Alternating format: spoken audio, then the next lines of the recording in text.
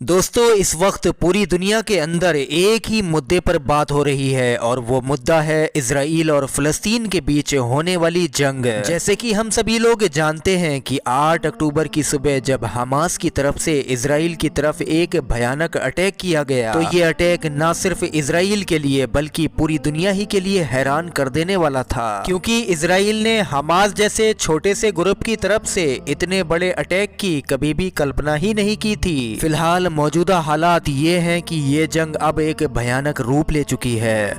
जिस वक्त में मैं ये वीडियो रिकॉर्ड कर रहा हूँ उस वक्त तक मरने वाले लोगों का आंकड़ा दोनों ही तरफ से तकरीबन 2500 के पार निकल चुका है। जहां इजराइल में ये नंबर 1200 के पार है, तो वहीं दूसरी तरफ गाजा में भी ये नंबर 1300 के करीब पहुंच चुका है। हालात देखकर अब ये आसानी के साथ कहा जा सकता है कि ये कोई छोटी मोटी जंग नहीं है, बल्कि ये बड़े लंबे वक्त तक खिंचने वाली है। मगर दोस्तों, जब से ये जंग शुरू हुई है तब से एक सवाल ये आपके मन में भी आ रहा होगा कि आखिर इस पूरी जंग में मुस्लिम देश कहां खड़े हैं, मुस्लिम देशों का रुख क्या है, कौन सा मुस्लिम देश कौन से की सपोर्ट कर रहा है, कौन सा मुस्लिम देश फ़लस्तीन की तरफ खड़ा है और कौन सा इजराइल की तरफ खड़ा है। सबसे पहले तो मैं आपको ये बता दूं, इस बार की फ़लस्तीन और इजराइल की जंग में ज़्यादातर मुस्लिम देशों का जो रिएक्शन आया है वो यकीनी तौर पर चौंका देने वाला है,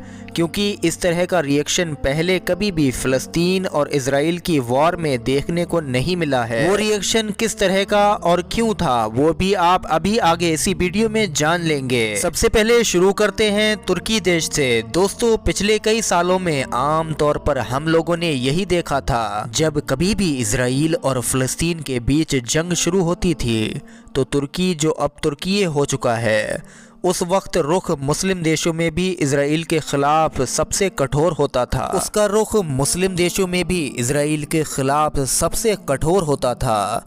वो न सिर्फ सबसे पहले बोलता था बल्कि सबसे कठोर बोलता था। मगर इस बार की फ़लस्तीन और इजराइल की जंग में तुर्की का कुछ उल्टा नजर आया।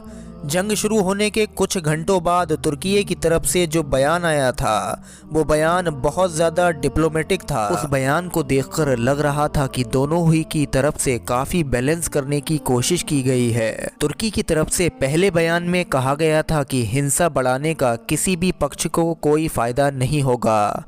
तुर्की हालात काबू में करने के लिए सहयोग देने के लिए हमेशा तैयार है। इस दुखद घटनाक्रम ने ये साबित कर दिया है कि इजराइल और फ़लस्तीन दो राष्ट्र हैं, यानी कि दो देश हैं। इस घटना ने इस नज़रिए की अहमियत एक बार फिर साबित कर दी है। हम दोनों पक्षों से अपील करते हैं कि वो हिंसा का रास्ता छोड़कर एक सही समाधान की दिशा में काम करें। दोस्तों, कुछ वक्त गुजरा और धीरे धीरे करके तुर्की का बयान भी बदलना शुरू हो गया।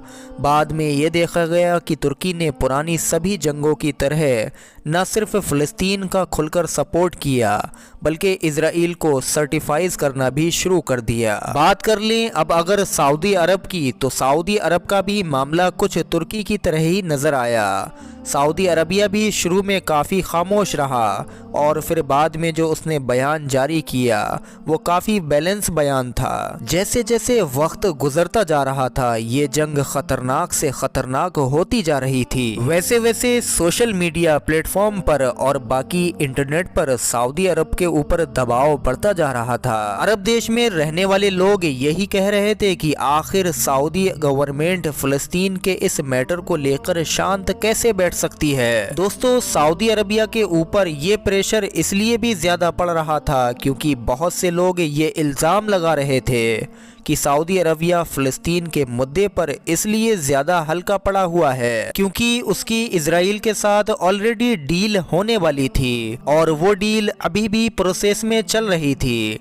फाइनली अब वो चाहे बाद में प्रेशर की वजह से हो या किसी और वजह से हो, सऊदी अरबिया ने भी तुर्की की तरह अपने रुख में बदलाव किया और एक बार फिर उसने इजराइल के खिलाफ कड़ा रुख अपनाया और फ़लस्तीन को पूरी तरीके से सपोर्ट करना शुरू कर दिया। इंटरेस्टिंग बात तो ये है कि इस बार पाकिस्तान जैसा देश भी इस पर अपने रिएक्शन को लेकर काफ़ी चर्चाओं में रहा। हालांकि दोस्तों इन सब के बीच में ईरान एक अकेला इकलौता ऐसा देश था जो सबसे आगे खड़ा हुआ और नज़र आया। उसने इस जंग के शुरुआत से ही खुले तौर पर फ़लस्तीन को सपोर्ट करना शुरू किया और इजराइल के ऊपर निशाना साधा। मुस्लिम देशों के अलावा अगर बाकी ताकतवर देशों के बारे में बात की जाए तो जहां एक तरफ America, UK, France, Italy, Europe और जो भी यूरोपियन ग्रुप हैं वो पूरी तरीके से इजराइल के साथ खड़े हैं, तो वहीं दूसरी तरफ रशिया और चाइना जैसे देश फ़लस्तीन के साथ खड़े हुए नज़र आ रहे हैं। तो फिलहाल दोस्तों आज की इस वीडियो को हम यहीं पर ख़त्म करते हैं। वीडियो अगर आप सभी लोगों को पसंद आया हो तो इस वीडियो पर एक लाइक ज़रूर कर दें और तमाम मुसलमानों में इस वीडियो को शेयर भी ज़रूर करें। अस्सलामु अलैकुम व रहमतुल्लाहि व बरकातुहू।